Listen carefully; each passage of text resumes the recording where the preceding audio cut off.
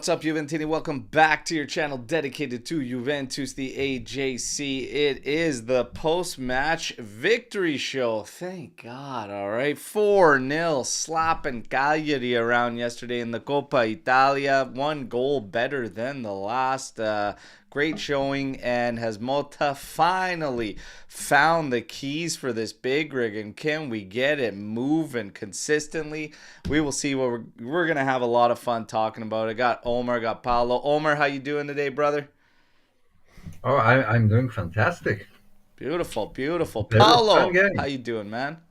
I feel great. Thank you. Good morning, good evening, good afternoon, wherever you are.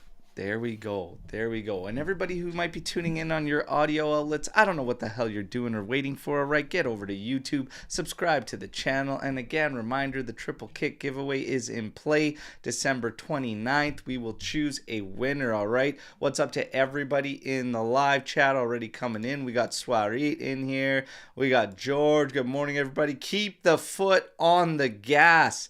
Yes, please. Yes, please. Keep the foot on the gas, okay? Giratina 70. Guys, what a showing from our boys. Keep the changes moving forward. Skippy, ciao, ragazzi. Forza Juve, ciao. The boys showed up yesterday from Justin. Hello, all from Nikolai. Let's go. We're ready to rock. And Alex P in here as well. Forza Juve. All right, all right. Well, that was nice. That was a treat to watch. The first half, a little That bumpy, was a little rocky. We kind of expected that, maybe so many changes, but the second half, my word, my word. And yes, nothing, everybody, thank you nothing for the like a goal before compliments halftime. on the Nothing sweater. like a goal Love before this. halftime. Love the Christmas jumpers, okay? Love the Christmas jumpers. Zidane on the That's back. nice. Holiday Wow. spirit. Maybe we get the gift of more and more goals moving forward. We got Monza at the weekend, but let's talk about this game. We had in the news too. We'll get to the headlines. We'll talk about it more after. But Tonali, an option, 55 million euros. Listen, guys, we kind of talked about it in the green room. I mean, would love to have him, but we've got other fish to fry right now than bringing in Tonali in January. Maybe we revisit later, like at season's end. Okay, but I'm not really buying a whole lot into this rumor whatsoever. But real quick on this little news headline. Paolo Tonali, 55 million euro available in January. I always love the player. I don't know where you put him. And I know Newcastle's trying to unload some salary. Maybe that's them just fishing. There you go. There you go. Omer, real quick on that one. I love Tonali. I would love to have him. We talked about it in the green room. Someone will have to pay for that. I mean, on the field, probably Thuram. Doesn't feel like the right time. I assume he would love to go back to Milan. I don't think they can afford it either way. Yeah. And it sounds like bullshit. I don't buy it for a second. Completely. And they said the counter, like you'd have to sell, obviously, Fagioli, who is being shopped according to multiple outlets, or Yildiz. And Yildiz immediately counteracted by the credible guys saying Juve is not interested in selling Yildiz, period. In terms of the back line, where I say we got bigger fish to fry, apparently Henko is moving swiftly according to Nico Skira, and the latest is it could begin with a loan, and it would have option to purchase that is like, well, obligation due to certain criteria being met, and then obviously Champions League qualification and everything would tie into that. That makes more sense. The overall price tag for the player still being around 35 to 40 million. I think it's a little bit excessive, but nonetheless, if you started off with a loan and there are some criteria to the obligation, that's a bit better. Hopefully we can bring that price down a little bit, but that's the latest on Henko. Then you've got J Medical strikes again. What did Luca say? It was just hilarious. You gotta give a soul in order to recover a soul. So Cambiaso should be good to go for the weekend at Monza. However, Timothy Weah is the latest to be captured in the Bermuda Triangle. Okay, so Cambiaso leaving the triangle, and in goes Timothy Weah. Everybody kind of saw that limping around the end. I didn't catch it on my feed during the watch along, but saw it back, and yeah, he was limping around. So he's going to be out for a bit. They figured that's it for this calendar year, and we'll see him in the new year. That's the news in a nutshell. All right, so that's it for headlines. Now, we will talk about the game itself. We saw the starting lineup. Di Gregorio, Perin. It was kind of weird. He didn't get the go for Coppa Italia. He actually accepted an award for player of the Coppa Italia tournament last season before this game started. Di Gregorio goes in there. Savona, Locatelli, Kalulu, McKennie. Talked a lot about that makeshift backline yesterday in the preview show. Colt Miners, Thuram, Conceição, Yildiz in the 10, Imbangula, and Vlahovic. All right, so there you go. And real quick before we get into this, big shout out to Alex P gifting 5 AJC memberships. All right, so bravo, much appreciated. And for everybody getting in there on the memberships, reach out. Let's get you in the private chat. All right, so let's go. Forza Juve. Now, guys, that lineup, we talked a lot about it yesterday. We were liking the fact we were trying something new, okay? You get Yildiz in your 10 role. We'll talk a lot about that after we cover the game. And you get Colt Miners dropping back. You get Locatelli at CB for a lot that wanted to see that happen as coverage, as protection. And McKennie is McKennie. We'll talk about him too, okay? So we're going to talk about all these guys post-match. 38 seconds in, oh my God, what a save. Okay, so my goodness, man. They find a way through. It looked a little bit awkward at the start with those guys at the back, but, normal probably with these guys not having played together. Weird spaces. Savona a little bit late maybe picking up as Locatelli followed his man coming in to the area. Big stop by Di Gregorio. If that goes in and you're down 1-0 a minute, that changes everything and just ramps up that those nerves and that anxiety maybe, especially with trying everything. So that's a big save. Some people, we're going to get into man of the match later, some people literally gave it to him simply for keeping it level a minute into the game and gave it to Di Gregorio. Big kick save, okay? I couldn't even imagine falling behind there. So big stop there. Now, we get to the rest of the first half. Again, we control all the ball, a little clunky, whatnot. Vlahovic gets himself like 6 yards out to the left edge of that 6-yard box.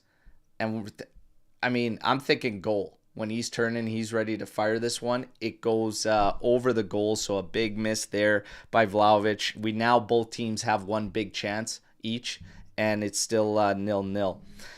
35th minute, Chico Conceição cuts inside. Lovely. Absolutely rips this thing, but a little too close to scoof it, and he makes the stop on there. Chico was insane yesterday. 43rd minute. Hey, we find it. Vlahovic fed the ball by Yildiz. Nice little pass to him. He's got his back to goal. He turns and fires. It does squeak through the legs of the defender and gets a kiss off the post. And I'll take it however the hell it comes. It felt like an eternity for that ball to actually go and hit that post and then go in. It felt so slow, like slow motion replay, but I will take it. And I said, watch with all the commotion around. Vlahovic scores in this game. 1-0 Juve. We actually go into half like that, and there was mixed feelings, but I was still overall liking what I was seeing. Let's talk only first half. 1-0 halftime. How are you feeling about it at that point? We'll start with Paolo. We wanted to see changes, and we saw them, so I was really happy about that. It was curious watching everybody try and find their spot and figure out where everybody else is and how they're going to interact with each other. I liked the opportunities created. Yildiz kind of cheated towards the top left a couple of times, but seeing him kind of low and moving around the middle and kind of hunting for opportunities was really exciting to see him start there and interesting. I was surprised to see the Tiger in nets, and it turned out to be a wonderful thing because that save early on was fantastic, and he's making big saves, and I'd like to see a goalie like him establishing himself. So interesting first half for sure. Great to have a goal, and that Vlahovic goal.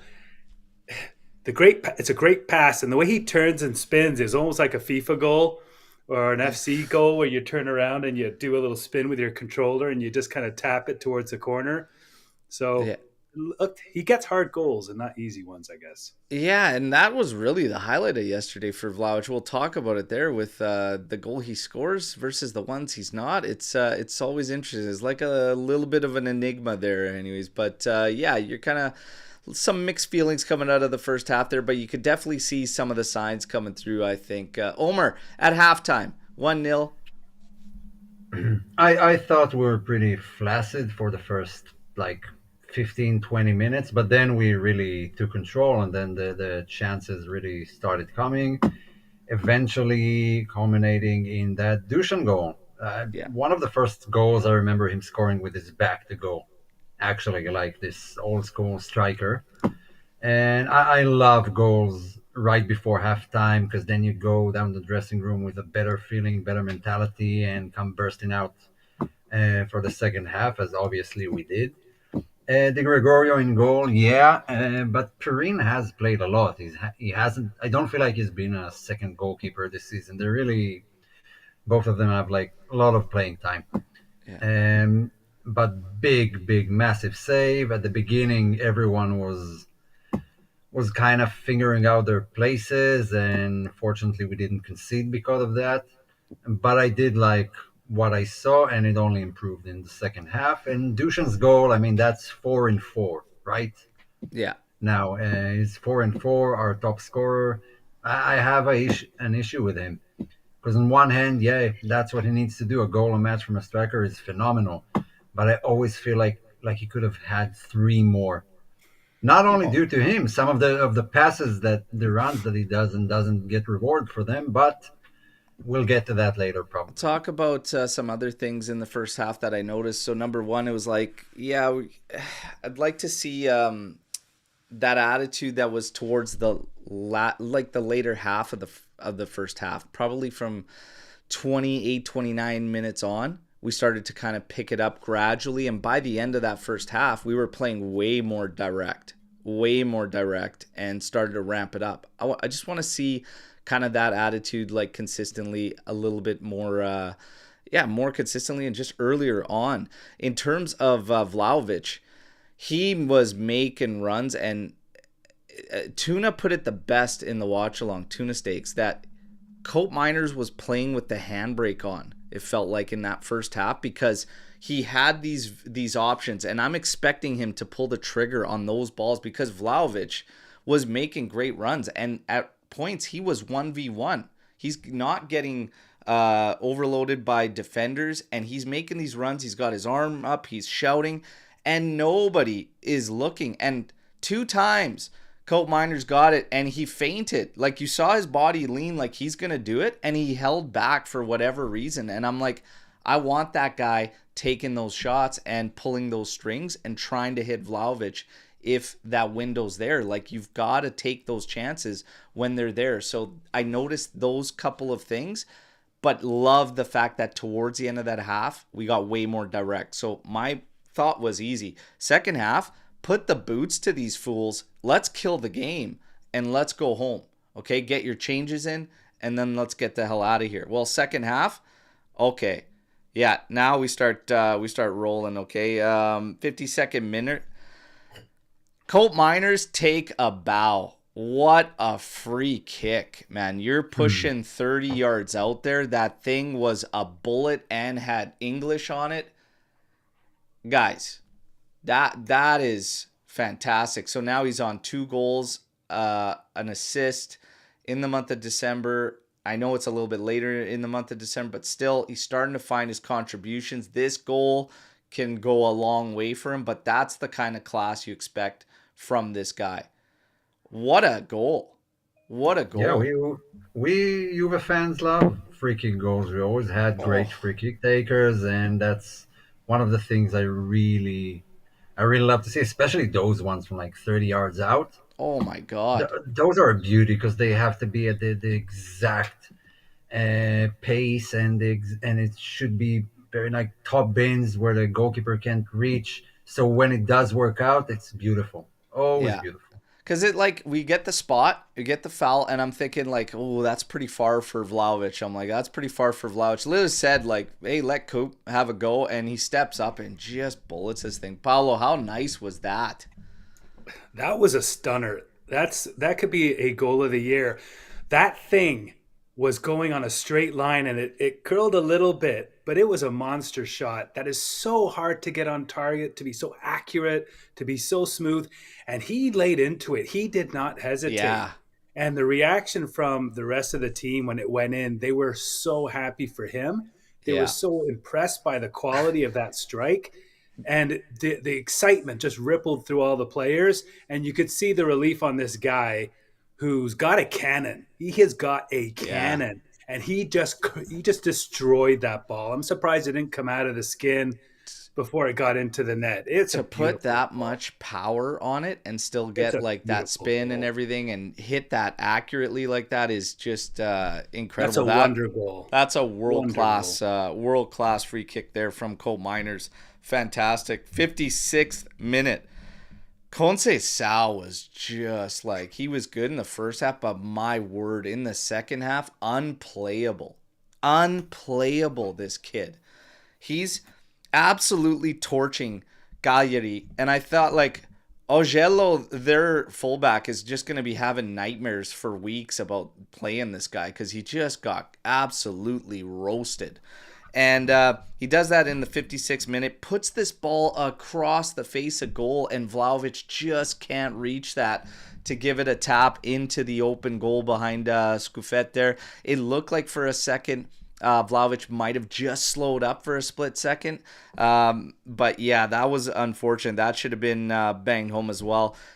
In between these next sequences, you get, and talk about Vlahovic, we talk about what he buries, what he doesn't. This one was offside, but my God, man, Scuffet didn't go down, and he chipped him from 12 yards, like from the spot. Like, to get that thing to go up and down that tight is silly. And it was fantastic, but again, called offside. And I'm like, what a finish, man. With that guy standing, he didn't go down at all, and he still chips him straight up. That was gross. But again, ruled out. 77th minute. Again, stolen from the defender by Vlahovic in all alone. And his touch by Scuffet takes him too far wide left. And then he just throws himself at it to try. And I'm like, turn and fire, man. Collect, turn and fire. But just, yeah, sometimes I'm like, man, you can. And it's hilarious because you could chip a guy from 12 like that, which is so hard while he's standing. And then you just can't make that little side shuffle and go into an open cage. This is what we're dealing with Vlahovic. This guy's an enigma, man. He scores the hard ones, and he makes the rather easy ones look very, very difficult. I think he came in pretty hot though too. I don't think he realized the time he had because he came flying in, and then I think he ran out of space and control. Yeah, but it does feel like he could have finished with 3 goals. I mean, he had 2. Oh yeah, he could have been hat-trick easily. And honestly, if Conceição passes earlier, like a couple of steps earlier on a couple of those, or passes period. The first chance he had of the game at the top edge of the 6-yard box, like how you get that over the goal is beyond me. It's like, that's gotta hit target. At the very least, a keeper makes a save, but to just miss straight up is wild to me from in there. But hey, shit happens. 79th minute.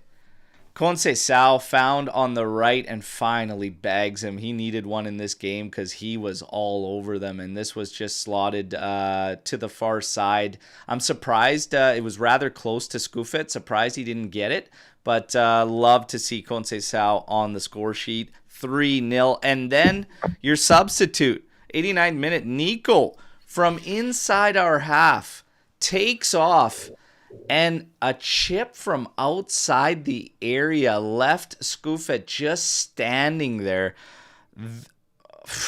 Unbelievable. That's a beautiful goal as well. We got some beauty goals in here. But 4-0 it finishes. Oh, yeah. We needed that. We needed that, fellas. All right? So the second half, we talked about the first half, some feelings like, you got to get going. You got to see what we have, but we like what we saw. Full time, 4-0. We needed the win. We got guys on goals. You got Nico Gonzalez scoring, just back into the lineup and everything. So a ton of positives now. And Motta Finding the keys, finally, it's all about the follow through. We literally said yesterday, we're going to get moments where you can kind of gather momentum. Well, we kind of blew it with the City one, but here you go. Here's your moment right now to get the momentum rolling. We're going to talk this game, man of the match, player performances. We're going to go through ratings real quick, and we'll get to man of the match. When we stop on your man of the match, fire away and let me know that he is yours. Di Gregorio got a 7.4. That first save alone gives him at least a 7 because that changes everything. And 4 I did for the have last him, one. yeah. I had him around a 7. Maybe just a little bit over. So, Di Gregorio, your ratings? Guys good with his 7.4 officially? Yeah, absolutely. Savona was a little down, 6.9. Pretty straightforward game, but he was very active and high up the pitch, offering the overlaps always to Chico, which was nice to see. But yeah, like a 6.5, a 6.7, I'm thinking is fair there. Where are you guys at with him? Nothing flashy. Yeah. Just solid right back job. Yeah, Yeah. I think 6.5 is fine. Yeah. He did get a ball in his feet, which was something. If he could have just kind of scuffed it that one towards early the corner, from Chico. that would have been nice. And Chico was reluctant to pass to him in early games. I think he's starting to trust him a bit more. So I look forward to seeing maybe more chemistry on that right side. Chico's quite particular about who and when he passes to. I don't know if you noticed that, but good for Savona to develop more chemistry with Chico. I think that'll help him. Yeah, and then you got Locatelli, who gets a 7.9, and that was by far very, very close with the other that had the highest, but 7.9 for Locatelli. Yeah, he's up there. He's up there. I have no issues with that. Close to an 8. Out of position, doing a good job as his speed came into question a couple times, but he cleaned up wonderfully, cut out a lot. That was a fantastic showing. And then when he moved, when the substitutes came and he moved up into the midfield, he didn't skip a beat, but the distribution from the back there was excellent from Locatelli. Great game. I'm fine with 7.9. Guys, Loca? Yeah, absolutely. Had a monstrous game. Keeping that consistency going each week, no matter where you put him. And now center back, as Alex P was praying for, and he got it, and he wasn't wrong. He was absolutely great. The distribution, like you said, he had one beautiful tackle near the touchline, and he kept the ball in. Just, he's so reliable. He has been so reliable this season. I love to see it. He's There you having a go. great year. And I think he started as a center back in his career, didn't he? But I'm not sure. yeah, I think he was. A guy who can play that role and not complain and do such an honest, consistent job, put on the captain's band. I'm really happy for him. He's having a really solid year and really happy for him. Great attitude, great quality. Yeah. Kalulu, 7.1. Not a, like, it was pretty quiet from him and whatnot, but he didn't need to be. It was fine. 7's still a strong score. Everybody starts with 6. No problems with it. Another day at the office Yeah. for him. Yeah. Just his regular showing. Weston McKennie, a 7. Solid job filling in. Solid 7.5. job. Yeah. 7.5 for me. He even moved up to winger after the subs came on and went up and played the wing, and he was just fine. The guy doesn't skip a beat wherever the hell you put him. You put him in the concession stands, this guy's going to sell the most beer you've ever sold in one night. That's the kind of guy he is right now. It's crazy. It's crazy, but he needs his flowers. It's unreal. Yeah. He did a fantastic job. So I'm cool with that, Omer, and giving him the extra. Yeah. Yeah, I think he deserves it, especially left back. Didn't seem like it was odd to him, like he never played it. Seems like he's just slotted right in and felt comfortable. He was in the midfield, he was in the attack, he was very much involved. I thought it was great, and I think he deserves his flowers. That's not an easy thing to ask. Just fill in for left back. Yeah. And Paulo, you going to boost him to that 7.5 as well, or keep him at the 7? I think 7.5 is deserved. To play in different spots and to play with the same intensity and commitment and the smile on your face. And I think he played the whole 90, right? Yeah. Just that's fantastic. What a great character guy. Again, it's good to see the depth of character showing in this squad during adversity. And then there's another guy who's stepping up and doing a great job. Yeah. Not an easy ask and a great execution. Good for Left him. side too, it's got to be noted because we always saw him on the right side predominantly, even when he was playing wing back last season with Allegri. But left side, and it just doesn't matter. Incredible squad player. McKennie has become. Colt Miners 7.4. I think based on the first half, I'm going to be just level around a 7 overall, but a lot of it came in the second half. But that goal alone could boost him to a 7.5 just because it's incredible. And that kind of sparked the we're done now and we're going to step on the throats. And then they were really comfortable. And then you saw us like, it just the fluidity, everything increased after that goal that made it 2-0 at the 52nd minute mark, and that comes from him. So I'm actually okay with that. 7.4 is where he sit. Do you guys want to go higher maybe? What do you think? I think it deserves a 7 regardless of the goal. With the goal, yeah. 7.4, 7.5 seems reasonable. I thought he didn't find his feet up until the 35th minute, but when he took control, he was right where I wanted him to be. Yeah. Always with his face to go, always available for passes, a lot more involved in the build-up and distribution. Just like he said, like Tuna Steak said, the arm break needs to come off. But that goal, it really loosened up the team and opened the rest of the game for us. So You overall, 7.4, I think is decent and deserved. And we still haven't hit any of our man of the match. Okay, interesting. Paulo, you're cool with 7.4 for Colt Miners? Yeah, and I want to add one thing. There's been 2 other times, and I saw it again yesterday, where depending on the opponent and depending on how we're playing, there's sometimes these big lanes right down the middle. And I see Thuram make these runs, and I see Coop make some runs. And a couple of times, Coop, when he gets to around the 5 or 10 yards outside the top of the box, I want him to crank it. Like, I just want him to just crank it and give up possession for a nice shot. So I want to see more of that from him, and I want to see him shooting more. So I think 7-something's good. I want to stop trying to be perfect and everything. Be a bit more selfish and hammer that ball from outside a few more times a game. Yeah. Colt Miners got substituted, was playing with the flu, according to Motta. This guy's got to get the flu every game. Okay, because that was solid, and I like where he's at in that role. Much Medical better. Is right there. We're gonna talk about the role and him playing a little bit further back a little bit later when we start to break things down a bit more. Okay, still sticking with the ratings. Kefren Thuram got a 7.4.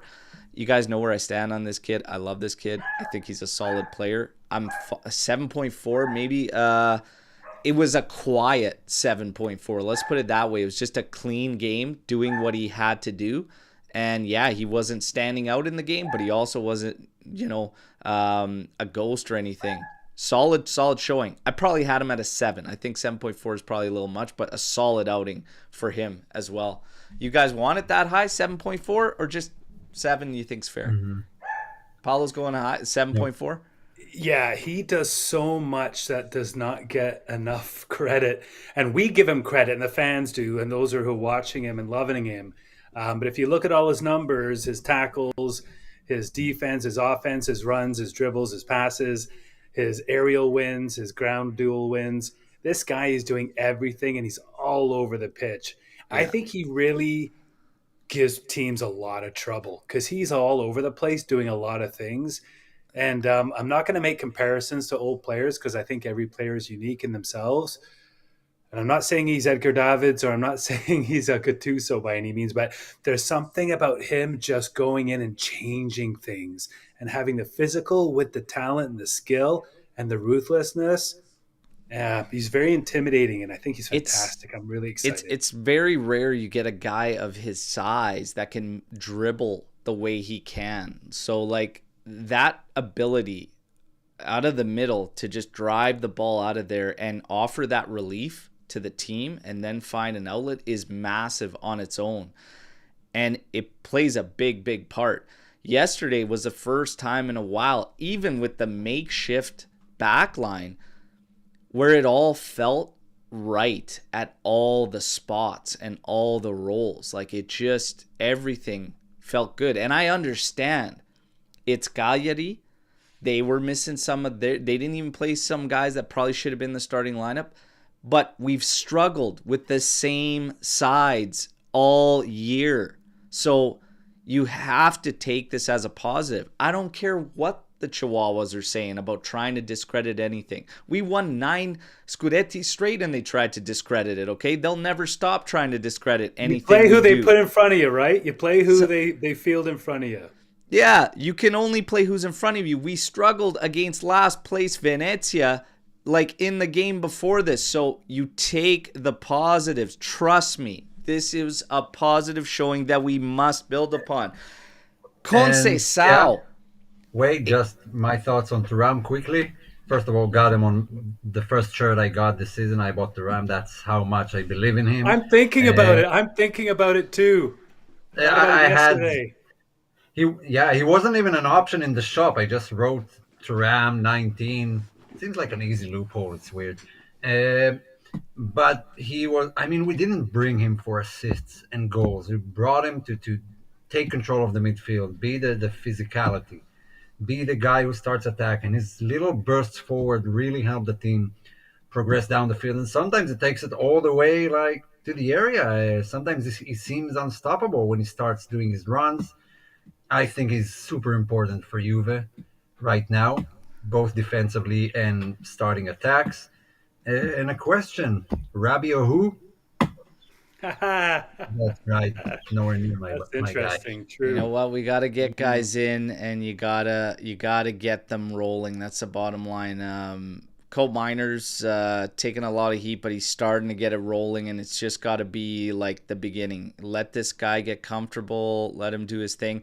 And again, we'll talk about the roles. I think the roles play a huge part in that. And this was the first time it felt right across the board. I can't stress this enough. As we continue with these ratings, Chico Conceição, 8.1, absolutely. Absolutely. He is an 8 for me. My man of the match. This guy was arcade mode.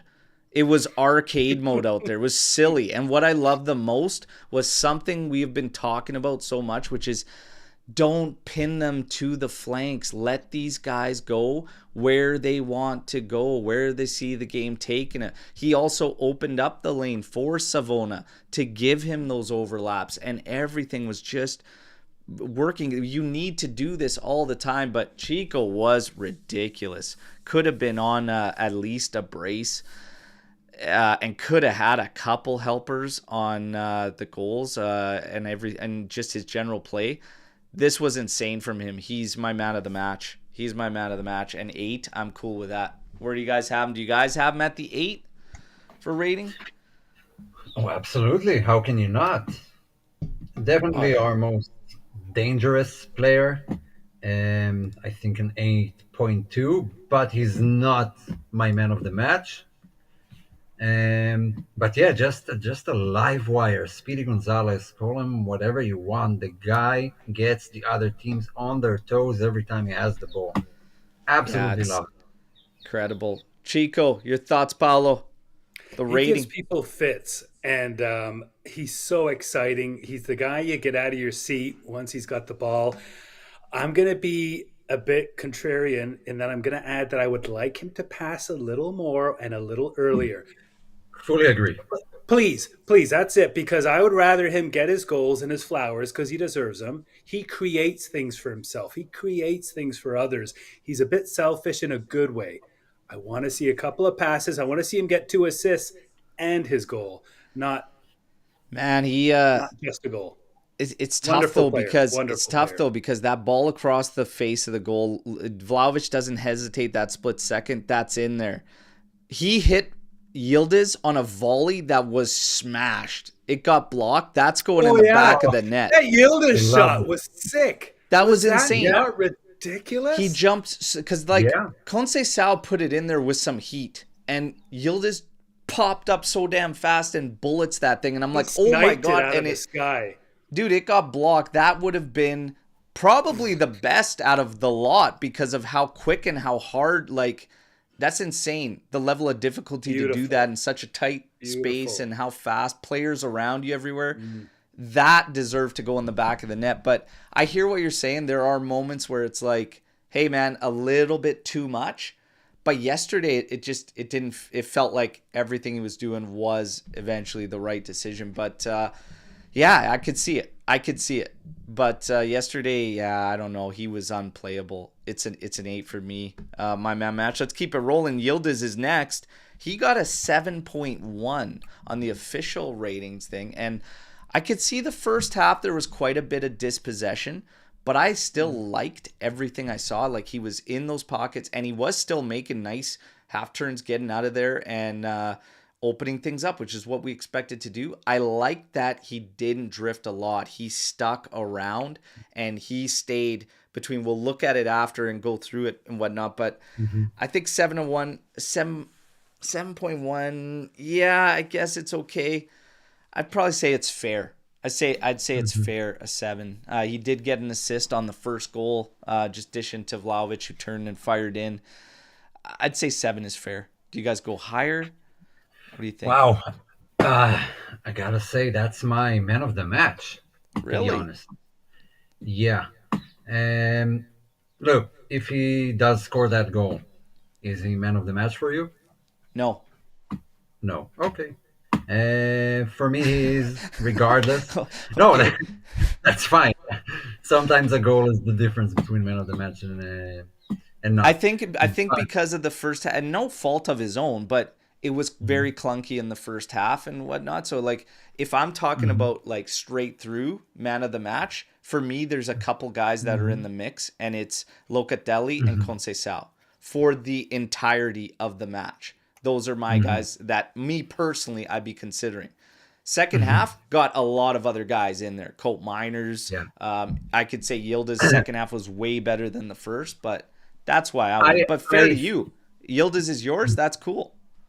Yeah, I thought he did exactly what we wanted a guy in that position to do. He managed to find the spaces to run. He managed to shake off his guys. Yeah, he had some lost balls. I guess that will improve with time, with familiarity with the role, and knowing when there are guys on your back and what to look for. That takes time. But all in all, he helped the team progress forward a lot, and that's what we want from our attacking midfielder. Yeah. He did get the assist for the first goal. That was super important.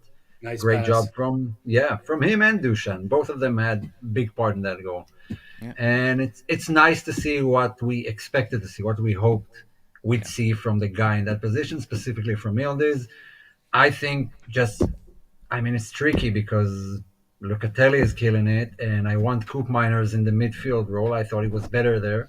Well, we're going to talk about all that. We'll get into all that and how things are going to shape up, because now you got an injury that kind of might affect things as well, right? But Yildiz at a 7. Are you cool with that, Paulo? Did you have him higher? Was he your man of the match too?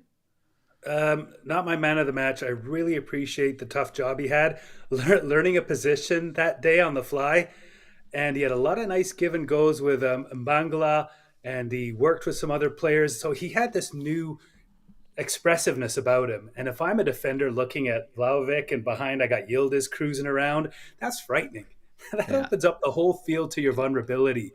So I'm really happy for him. I hope to see him there a lot more. And the talent, I want to see that talent have the opportunity to shine in that position. Yeah. And then you've got Mbangula next at a 7. Yeah, he was good. He was good. He just did his job. He almost buried from the right side, actually, at the top of the area with a shot that was almost dipping into the back post. I think a 7's fair there. There's not a whole lot to really talk about there because the guy's been glued to the bench too long. We've all felt he should be getting more minutes. He's a dangerous player. He's a good player. So I'm cool with that. 7's fine there. Anybody want to change the 7? No? No, I thought he was decent. He was hungry. And he proved that he can be a good rotational player in the team, and he has a place. We go to Vlahovic, 7.1 with the goal. Some said Vlahovic Mhm. was man of the match. For me, he would have had to bury a little bit more to get man of the match. I think there were some errors there, but 7.1 definitely, at least at a 7, if not a little bit higher even for the work, the runs he was making. I've been saying for a while now, I like his work rate. I like where his work rate's at. We need to put the rest of the pieces together. I think there was some critical misses on opportunities to send him in to give him those fights against the defenders yesterday. But yeah, it was fine. 7.1, I'm cool with. He was not my man of the match, but Paulo, 7.1, you cool with? Is he your man of the match? Higher? Yeah, I want to go 7-5. I want to make him the man of the match. I think he hits one or two of those and maybe gets a couple of passes earlier. Yeah. I think he might still screw up a couple, but he's going to get a couple more. And Yeah. he's on a brace or a hat trick. He's working really hard, Yeah, he is. and I get the challenges in and around him, but it's so hard to find a player who can offer you so much at any time. And he's super talented. He's dangerous. He's got a lot of skill. He's working things out still. He's still working things out a bit. I think. I think he had a great game. I'm giving him the man of the match because he was in sixth gear the whole time. He was desperate to do everything he could all game, and I really love that. I felt it from him on the field. Yeah. So he went out with a post as well, accepting the banner that was put out by the ultras, etc. So we've kind of cleaned that up. That was a mess, a disaster, but maybe the final kick in the ass for Vlahovic that I didn't even think he needed, because I think he's been working his ass off. He's got 4 goals and assists because he's got 3 goals and an assist or something in the last 4 games. So the guy's got 4 contributions in the last 4 games. He's working his ass off. I got no issues. Just do that, okay? The contract stuff, well, yeah, that's in the news too, but let that handle itself. Now we get to everything in the aftermath. Has Motta found the keys finally, okay? Listen, the midfield. The midfield, some were saying, well, things are going to get tricky once Cope Miners now with this whole Yildiz 10. And if that is, in fact, the key. I also believe that Nico Gonzalez could be a good 10 to rotate in there. And I would look at rotating those 2 players in that role. Now, all of a sudden, you have a team with a lot of midfielders. And how do you keep everybody rolling? Because you're going to have McKennie, you got Thuram, you got Locatelli, you've got Cope Miners. Fagioli doesn't get a sniff of this game yesterday. And this continues to lead everybody that, hey, the sign is he's on the outs. Some could happen. Luis, he's gone back into the Bermuda Triangle. He's apparently a doubt for the weekend as well for Monza. But you're already now making it what? McKennie, Cope Miners, Thuram, Locatelli. Fagioli is still a member of this team in there. So you've narrowed it down to 2 spots for 5 players. Do you still continue that route? Like for me, you have to go with a playmaker as your 10. You have to do it. As far as the midfielders go, people are saying, well, does Locatelli solve this crisis for the rest of the games till January and you just play him as a center back? I'm not really there, to be quite honest. And I think you just rotate these guys. I still say you rotate these guys in the middle of the park with 2. I think there's moments in games where you can go to 3 and still give these guys their minutes. But McKennie is a viable option now almost everywhere. Even at goalkeeper, for God's sakes. So he'll get his minutes. But I stand firm, you can't go away from the Yildiz thing. And the kicker is the Weah injury. Because some say, well, now you're going to be tight on the wingers. No, you're not. You're not. Nico's back. Mbangula should not be glued to a bench by any means. I carry forth no matter what, even if it gets tighter for the midfielders. Are you guys with me? How do you feel about this going forward? Does it have to be the way? It's tricky. It gives me a headache because this was great. Locatelli has been maybe our most consistent player all season. Thuram has been nailed to the starting lineup ever since October. And I don't want to, pass on any one of them. McKennie, I think, will be fine because of the Cabal injury and Rui's performances. I think we'll see him a lot more in the left back position.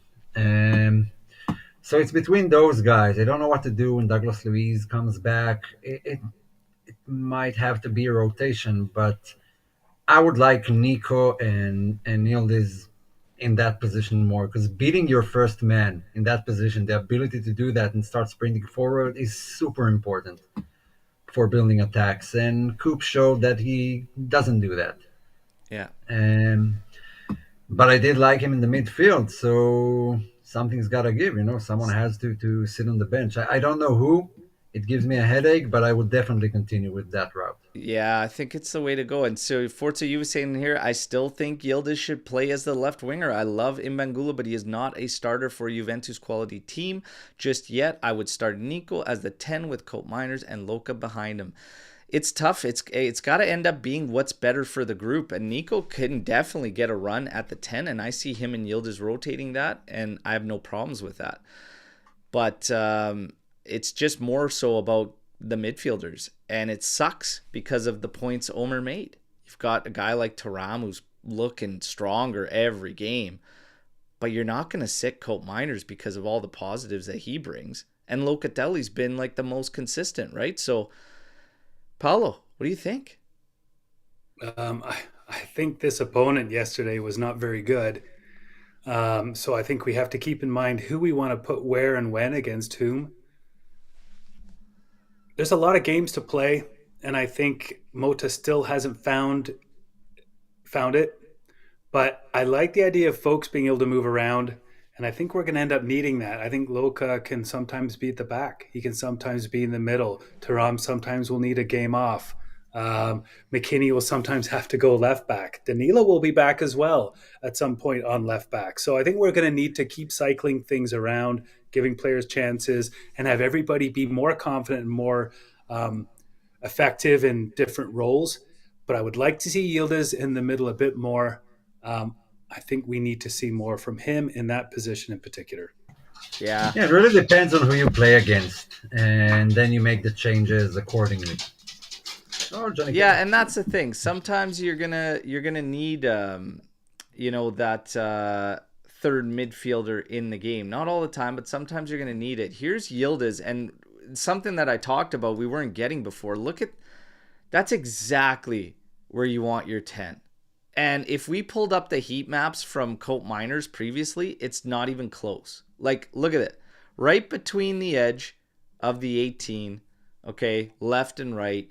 That's exactly, and obviously predominantly to the left because he also wants to shoot, okay? Like, make no mistakes about it. He wants to get his shots in and stuff, but that's exactly where he needs to be, and it changes everything. Something so simple like that. So for me, I understand you're going to run into a problem, like you said, with the midfielders, but there will be games where you can go with those third guys, and who knows? Maybe, if Cope Miners actually played between the lines like that and didn't, for whatever reason, get scattered, who knows? It could be different, but I like the idea of true playmakers being in that role. For Cope Miners, the game comes easier and natural to him, being a little bit behind the play. We talked about that in the pregame show too. Him making those trailing runs, that's his bread and butter. That's what he likes to do. So I think it's a shame. And I'll say it's a shame because this should have come a lot earlier on, and we could probably be way further ahead. That's the bittersweet part about this game yesterday, is that a lot of changes, a couple changes, simple suggestions and tweaks that have been shouted for a while come in, and it's like, man, where could we be? Where could we be a month and a half later down the road? And it sucks. And that's the frustrating part. However, it is what it is. We're here now. There's a ton of football left, okay? And a lot of time. Motta does have some interesting decisions now, though, with what happened yesterday and putting together the right formula. Locatelli at center back, something more than just makeshift. Is it something more than just makeshift? Do you look at that? Would you guys entertain it a lot more now? I'm still on the fence. because Well, again, depending on the game. the speed of an But opponent, it's that pace thing for me. And it did show up even a couple times yesterday, but we got to say, like, if it's a better opponent, I don't have the faith. I really don't. Like, I think the pace is a big thing. He's a solid player. He'll kill himself. I love Locatelli. But at center back, I think there'll be games he can offer rest, but you got to be very, very particular about which games. That's just me. yeah, it's You guys? definitely not his new position. But as a makeshift in certain matches, even like the Venezia match, because when you do play Thuram and Lucatelli, the creativity drops from midfield, and then it's all up to whoever's at the 10. And in games when you need, like yesterday, to break down low blocks and such, maybe you need another Coop Miners in there. And I don't mind Locatelli going back, letting other guys rest a bit, considering all the injuries and the players who are missing in defense. That's a good option to have. And so yeah, we'll have to see moving forward, but I really think it depends on the team you're Yeah. playing. Like if you're playing Inter, teams that are known for their high energy midfield, who tend to dominate the midfield, I want Luca and Thuram there. So you really gotta take So your if you pick from want a every. 10 and you want to give it to a playmaker, you sit Colt Miners for that game? I might, yeah, Really? I might, yeah. Interesting. Interesting. And this is the kind of thing now we open ourselves up to if we want to go with those playmakers in the 10 spots that Motta's going to have to deal with. That because the argument could be made that that's where you want the three mids in those games against those guys with Locatelli, Thuram, and Colt Miners. So it's going to be very, very interesting. Like I said, you don't have to do everything every game. We talked about that against City. We said against City, it makes sense. Three mids, that makes sense.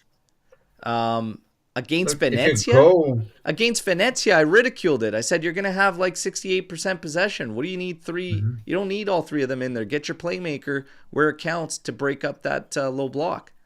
So and you can have the three of them. You can have them, but you kind of gotta change it to like a 4-3-3. Don't put Coop Miners again very high up with his back to goal, trying to do like a striker's job. no, he's got to Move be him, pulling strings. yeah, But move him even when you further go, back. even when you go 4-3-3, and like I'm gonna say, we saw it again yesterday. Give the guys on the outsides freedom. Don't pin them to, don't glue them to those sidelines, and even that will help. Not just having a 10 century. You can go 4-3-3, but just don't pin those guys out there. Let your fullbacks come up support. Let them move in. Let them find the game. Let them find their pockets. Conceição is insane. And even Yildiz, if he goes out there for a 4-3-3, say you play an opponent, you want to play that route, that's fine too. It'll still work. You just can't glue these guys to the outsides, you know? So it'll be interesting. We'll have some interesting calls to make. We want to highlight the brackets here. Take a look at the bracket for Coppa Italia now after that victory. That lines us up with Empoli, as you could see. And then we will face Atalanta and Cesena are going to go at it today. Should expect Atalanta there. So then Atalanta and Bologna will face the winner of Juventus and Empoli. You could see Milana's smash Sassuolo 6-1 there. Roma and Sampdoria going at it today. Sampdoria making it through. Would not be surprised. Would not be surprised. Shambles there. And then Lazio defeating Napoli handily there 3-1. They will face the winner of Inter and Udinese. So, yeah, we definitely got the right side of the brackets anyways to make a healthy run in the Coppa Italia. So, yeah, we wait and see. Empoli, that game will be February 5th, I believe. Let me see. Yes, February 5th. Sure. And we literally play them 3 days before. So it's going to be a doubleheader against Empoli. We'll play them February 2nd and then on the 5th on a Wednesday in Coppa Italia. So there you have it, okay? Do we have some early predictions on? Let's go back to this bracket. Do we have some early predictions on the bracket? Let's for fun and everybody in the chat and us here, let's take the bracket the rest of the way. Let's take it the rest of the way just for shits and giggles. So Atalanta, Cesena, I'm gonna go at Atalanta.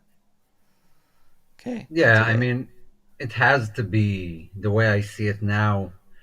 Juve Atalanta and Milan Inter in the All right, semifinals. all right. That's what you know. Odds would say. That's what odds would say. Milan and Inter, Lazio. Lazio, I think, was really hard. That 6-0 just now was brutal because they actually played so strong for the opening half hour, like maybe close to 40 minutes. The second Gia left the game, they were ruined at the back. Ruined at the back. So, yeah, I don't know. And later on, by the time that rolls around, Inter could be focusing on some other things, some rotation. I'm going to say Juve will Yeah. play Atalanta in the semis, and I'm going to say it'll be Lazio and Milan on the other Mhm. side. And in the finals, it's going to be Juve and Milan this year. Coppa Italia. Milan will find this weird ass way to struggle in league, whatever, and find a way in there for the Coppa Italia. Let's go like that. Forget Inter. And right on time. Yeah, forget you guys. Forget you guys. I'm just gonna go with that. Paulo, finish out the brackets. I think it's Inter and Juve. In the final for the Coppa Italia. Yeah, There you go. Inter Juve.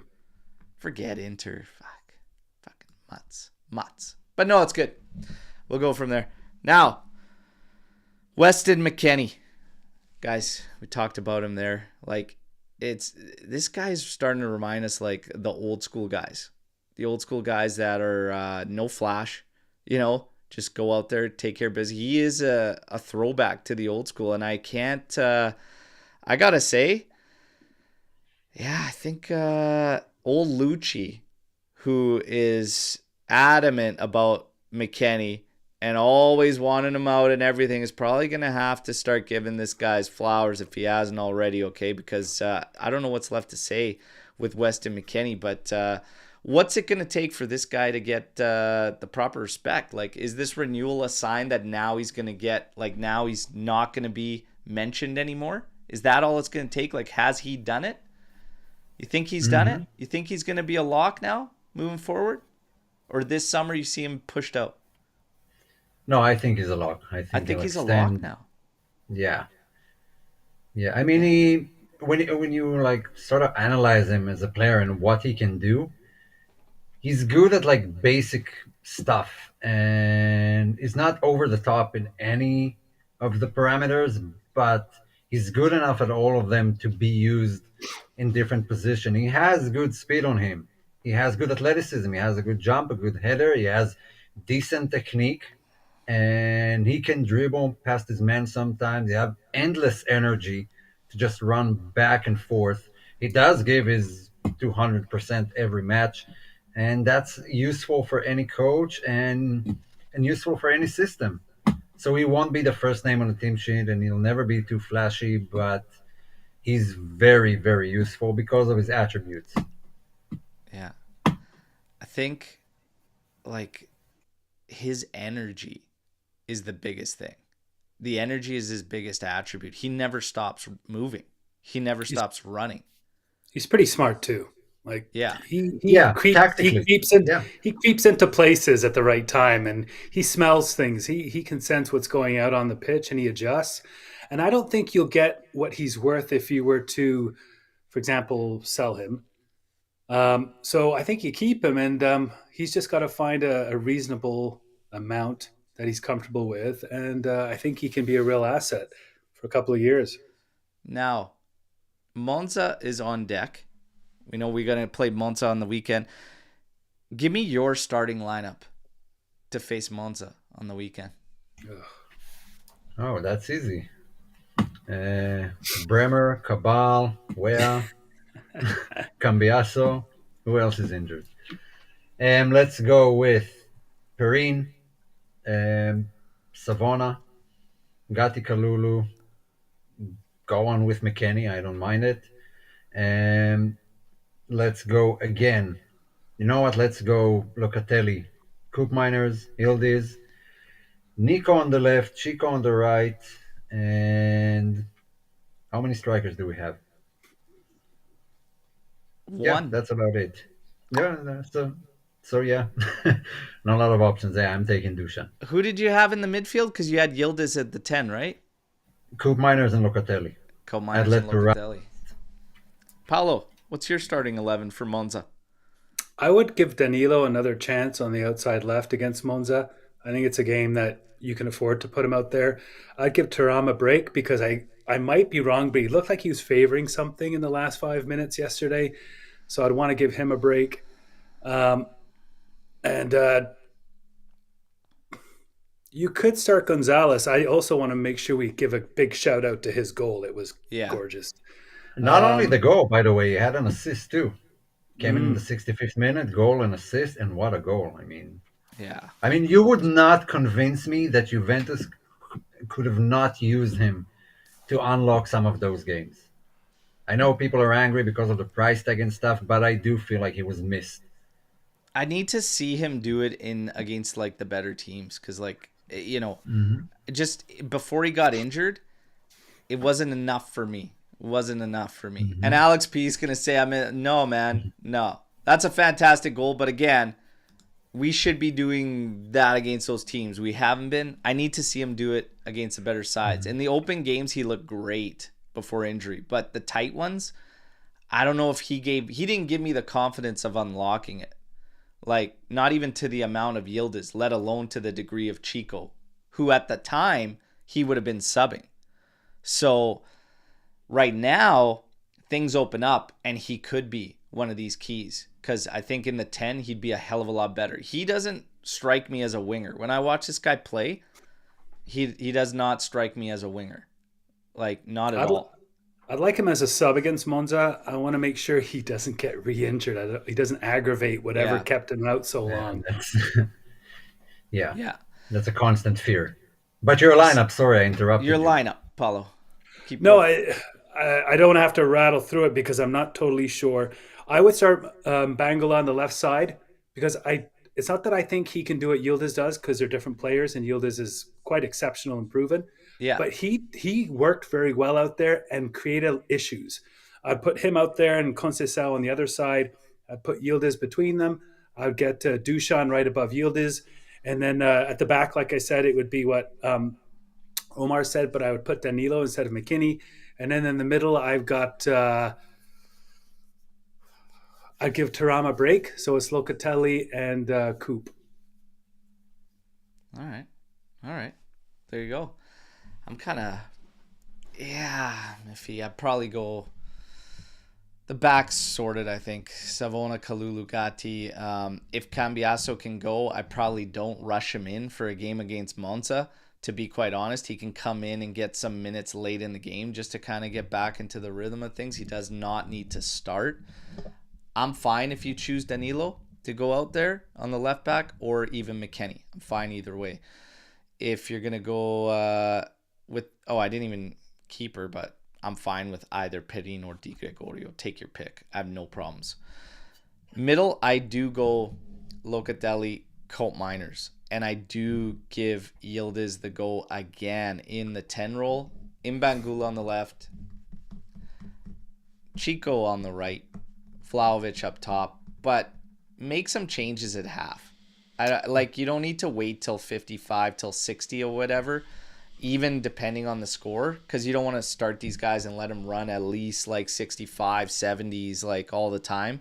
But hopefully we take care of business. But that's what I would do, all right? Now, Storm the Barn, we got to get into. We kind of tackled the first one already, so we'll just keep it rolling. That one was in from Forza Juve about Yildiz and where you should play. So, Tuna Stakes, who has the higher ceiling of potential? Luiz or Tonali? Both already proven players, but for Juventus. Who's got the higher ceiling for, they're both been Don't around. we know their ceilings already? Yeah. Haven't they hit them? I'm pretty sure they're kind of there. So it's kind of like just who's the better player. We haven't seen Luiz anywhere near what he was at the Prem, but Tonali has remained consistent as the guy where he left and where he's gone and everything. And you notice what a difference when he rejoined the Azzurri squad. oh my God, the impact. So right now, who's higher is Tonali. Yeah, I agree. Easily. Yeah. So, yeah. I mean, Luis just needs to friggin' get back to where he was playing at the level for Villa. That's all. But as far as ceiling, they're kind of there. Bring in Rashford and Moise Kean to save the team. No, thank you. No. No. No and no. No and no. I think we ended there.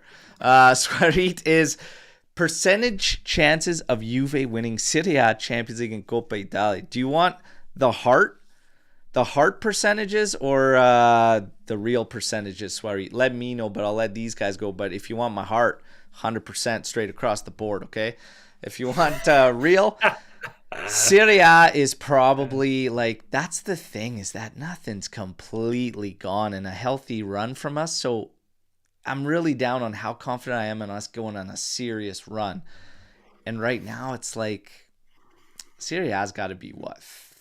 It's low, everybody. It's low. For me, it's like 15%. For you, it's what, sorry? 15%. 15? Yeah, I'm like Yeah. 30. I'm like 30. But it's December. It can change. But as things stand now, with Inter's current form, 15. I mean, catching up to first place doesn't seem too realistic. Does it feel like the openness of Champions League could give us a higher percentage of maybe doing damage if we figure our shit out? It's hilarious to think about, but like Champions League, they got 5%, like 5%, whatever. Champions League's a crapshoot. And like you're going to be playing guys that are just crazy. So like Champions League is going to be low. If I'm 30 there, I'm going to go like 15, 10. Coppa Italia though, 80, 85%. Like, come on. We got a good side. We got a good bracket. Let's make the run there. But I honestly feel like, and Alex PC in the same, like Champions League could be a higher chance than League for sure, just because of how the games play. And like we have dangerous players that can do damage in that style of game that's more open. So it's funny to think about that. And our defense is pretty good. Yeah. Like we do shut people down. It's funny to think about that. Champions League could feel better than the league. Like it's funny to think about. I had 40% of us. Sorry, go ahead, Omer. We said it earlier in the season. None of the big teams feel unbeatable, like in previous seasons. Like Bayern, Barcelona, Real Madrid, City. All those guys don't seem unbeatable. Juve can win a game in not a one-off, two-off, because it's home and away. But Juve can make some strides in the Champions League, depending where you meet them. But it really depends on the draw. Like if we get Liverpool, I don't think we're going through. Yeah, Pool's just cooking. And it pains me to say that, but they are cooking. So yeah. But they're not unbeatable. Like no, that's the thing. Nobody teams don't feel as good as they were, which makes it more interesting. I love it a lot more than what we had in the past 15 years. It's a lot better. It's almost like somebody predicted that and called for it for a while. Maybe some guy named Andrea. It's weird. I think we should try Nico Gonzalez left wing, or even Chico. If I'm not mistaken, both are great with both feet. I like Chico on the right, and I wouldn't change that for anything. Like, I'd leave Chico on the right. I'm fine with going Nico on the left. I think he's better a little. Like, I don't see him as a winger, but I'm fine with going with him on the left wing. Weah's obviously going to be out probably the remainder of 2024, so you're going to have to mix it up a bit. But Mbangula he's good. People are saying that he's not a Juve starter, he's not ready to start for Juve. I don't necessarily know if I feel that way. I'll be quite honest, you guys. I say put him in. Come on, let's go. Every time he's out there, he's doing a good job, a really good job. Doesn't make a ton of mistakes. Not scared to take his man on. I don't know. I have no problems if he ends up starting more often than not to get somebody in the 10 like Yildiz and Nico. Me too. I have no problems with it. Me too. I'm not there yet. Because of the opponents he faced, and when it was better teams, he didn't find that room and he couldn't beat his man, and it seems a bit slower than the pace of the match. I think against smaller teams, absolutely, but he wouldn't be a starter for me. Definitely not this season. But very important for him to be rotational. I'm not at the point where, you can lock him in, put him against Napoli or Lazio or whatever. I'd still go with the experience. Yeah. Huh. I don't know. But he's a youngster. He got like tons of years ahead of him to improve and develop. That's me talking about like, what is he, 19, 20? I think it's very reasonable to say it about a 19-year-old. I think also Serie A has a lot of bad teams, and I think he needs to start a bunch of those games on the left side to yield his time in the middle against these bad teams. Yeah. Well, there are at least 19. At least. Who is better in terms of pure quality? Osimhen, Dusan? Oh, I hate those questions. I don't know, what does pure quality mean? Like flair? Pure quality. I mean, look, if you look at the stats, I mean, except for Napoli's title-winning season, Dusan outscored him every season. It took him 3 years to really start kicking it at Napoli, and it lasted for one season. The next season was awful, and now he's playing in Turkey for Galatasaray. So, technically, Osimhen, overall, and all the baggage that comes with him, although that's not what pure quality means. I don't know, he's a tough one. I would have to feel like say phenomenal. Osimhen on pure quality. But it's funny because this just highlights Dusan, because on his day Dusan could easily be the pick. But the thing is that some days he's not making the easy finishes more often than not. And Osimhen makes hard finishes too, but he does. I feel like he's more.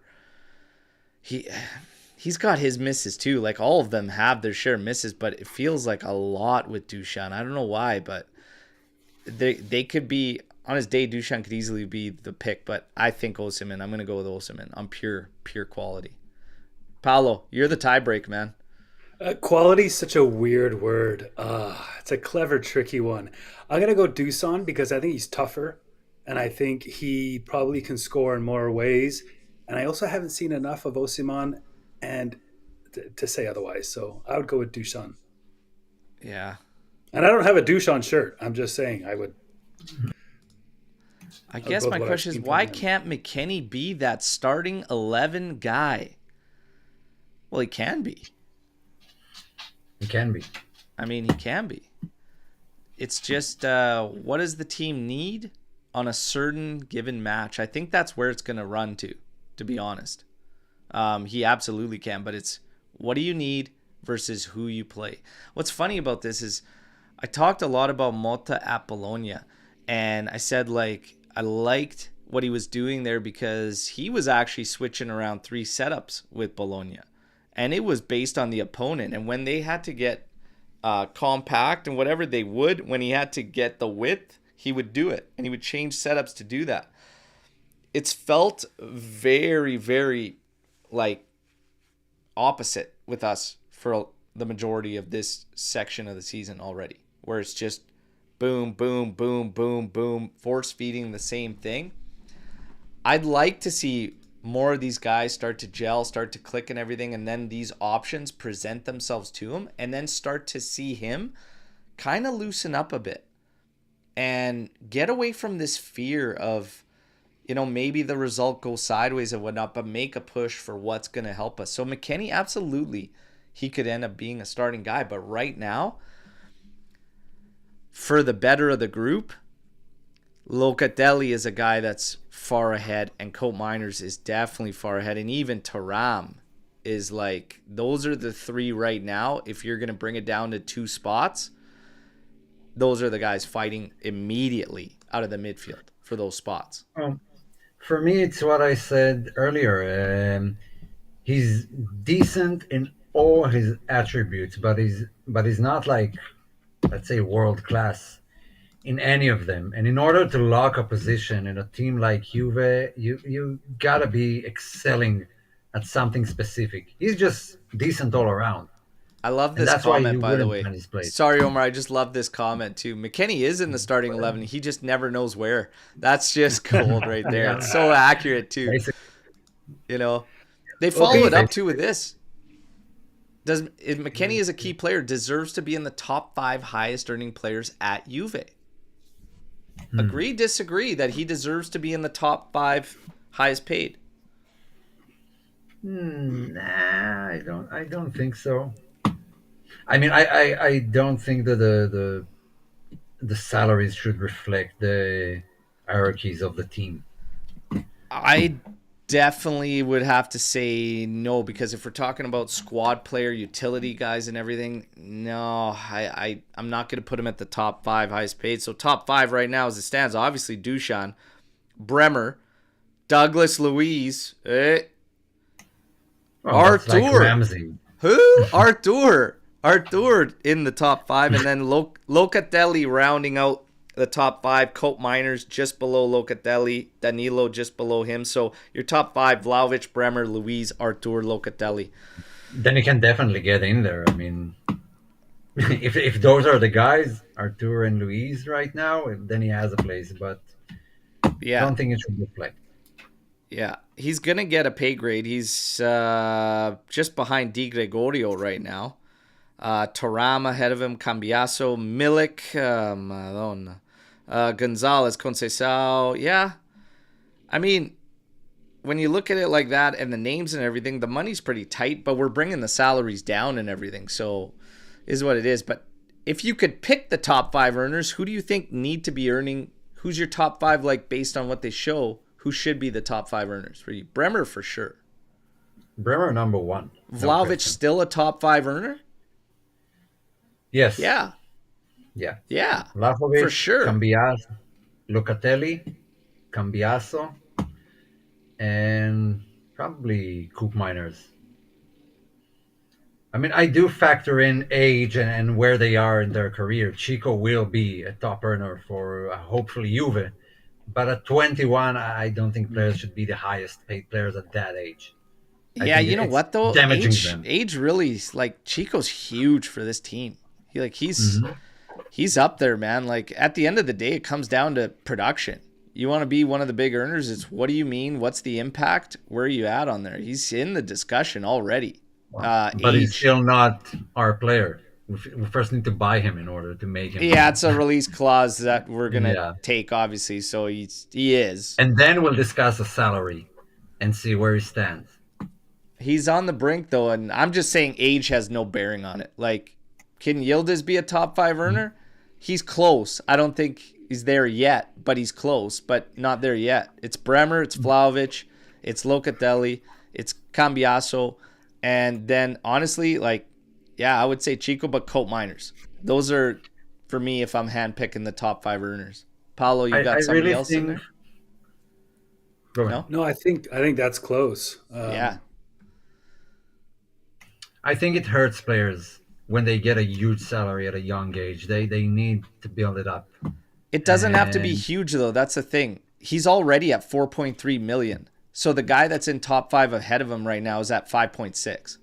No, huge, relatively huge to a team. Yeah, like I just think like the gap is the gap in terms of what they're making. It's just a top. Because Giuntoli made it happen, but we have seen the likes of Rabiot and all those guys who were getting top money before they were considered. And that's a separate story, though, because we were doing shit ass backwards. Yeah, obviously. Yeah, like you don't need to bring in guys. Once you give them that salary, they don't usually tend to drop down afterwards, even if they're playing bad and not up to the standards of the salary you offer them. It's tricky. It's a Vlahovic situation, essentially, is what it is. Neville's got his starting 11. Monza, Perin, Savona, Danilo, Gatti, Locatelli at CB. Colt Miners, McKennie, Yildiz, Imbangula, Chico, Duchamp. I'll be quite honest. I'm fine with it, but I wouldn't. I'm not following up with Locatelli at CB again. Yeah, I don't see the need to, but I'm fine with that if that's what they end up deciding.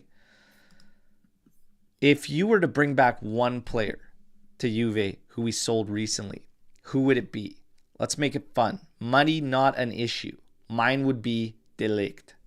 That was mine. Is that yours? Yeah. Jerk. Really? I was on the big train for a long time, but he failed me. I was dead wrong on the Ligt. De Chiliopa. Once De Chilio is. Oh, he's going to Palermo. He's obviously. I mean, they're terminating his loan. Wow. Yeah, Empoli are terminating his loan apparently, and well, it's not going to be him. So let's go with one. Let's go with a player. Forget about De Chilio. God, we're still talking about De Chilio. Yeah, not Fede. We have no room for Dybala, so I don't even know where you put him, and he's not. Yeah. He's not in top form right now either. Yeah, possibly Sule. Oh, that's interesting. Just to have that. Again, he's not a left winger. All we have is right wingers. Oyson's having a good run. Oyson's growing into his role at Bournemouth. Yeah, Oyson is fine. Even Kulusevski has been doing pretty well. From the Tottenham games I watched this season, he's been doing pretty well. Tough questions. Not Demiral. I mean, we did let a lot of bad players go that we thought were going to be good. Demiral. He'd be great right now in the middle. Like De Ligt in the middle right now would be super helpful.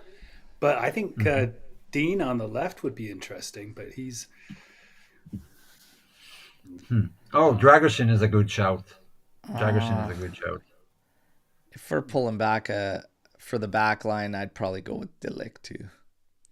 There's a Morata in there too, which is pretty interesting for sure. Moise Kean coming up. Yeah, that was inevitable.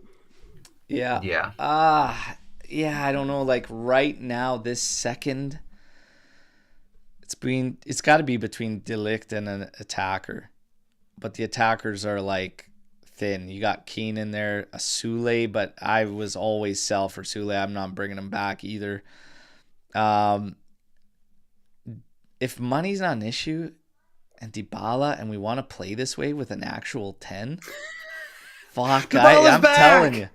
Let's go. I mean, Dybala would cook in that role and that setup. It would be the first time we actually play it the way it's intended to, and he's had some moments, man. Dybala's had some, but he wouldn't have the legs, and he wouldn't be able to do the defensive thing anymore. Like his legs survive. He wouldn't survive a day of training. For the vibes, though. For the vibes.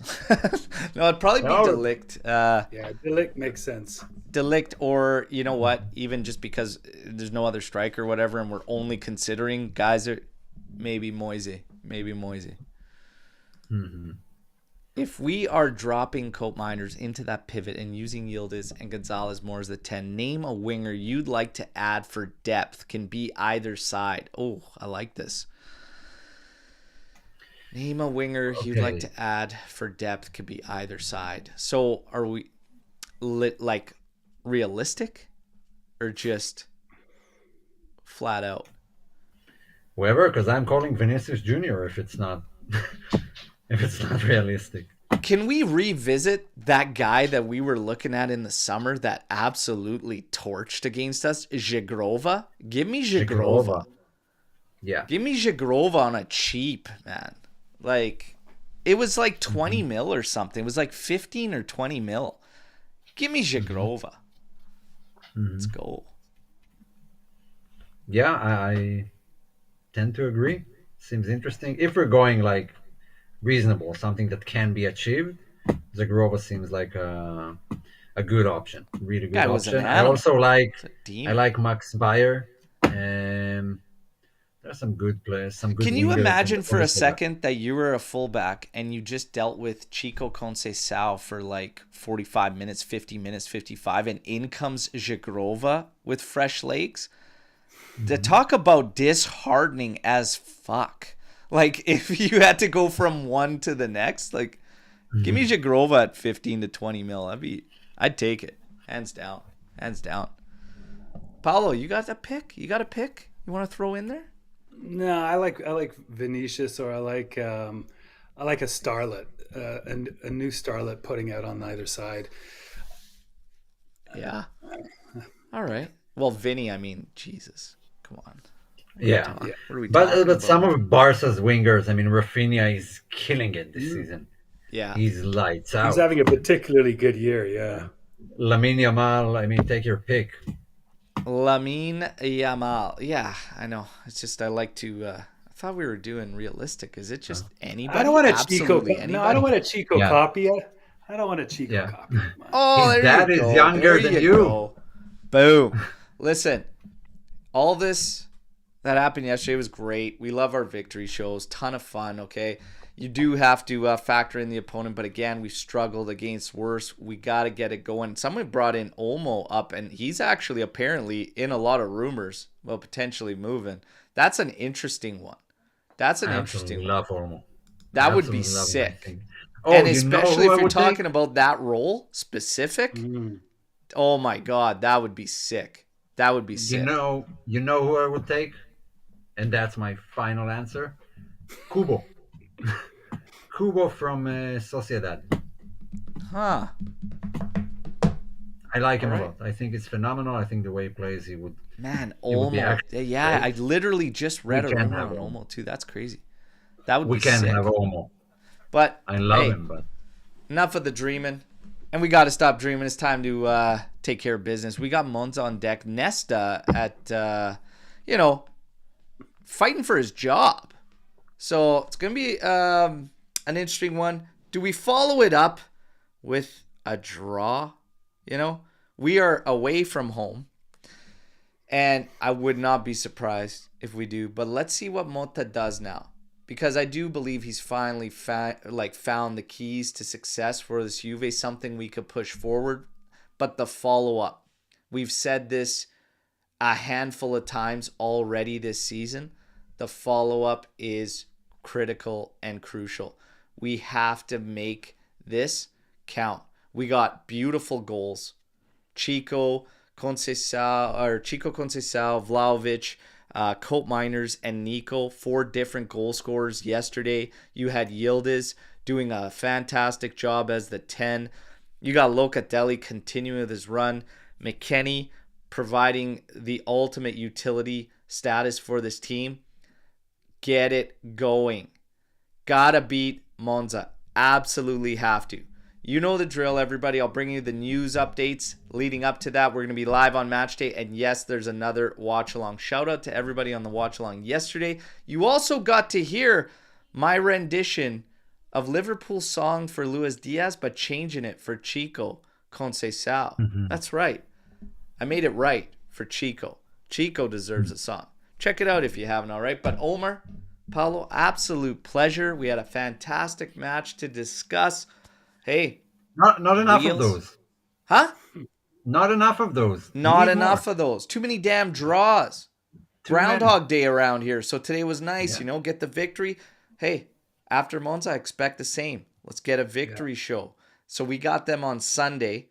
So the victory show, it's got to be a victory show Monday. But let's see. It's all about the follow-up. Let's see what Motta does in that game. Weah, the latest to get sucked into the Bermuda Triangle, but Cambiaso should be back. We'll follow the rest of the news together. Omer, Paulo, absolute pleasure.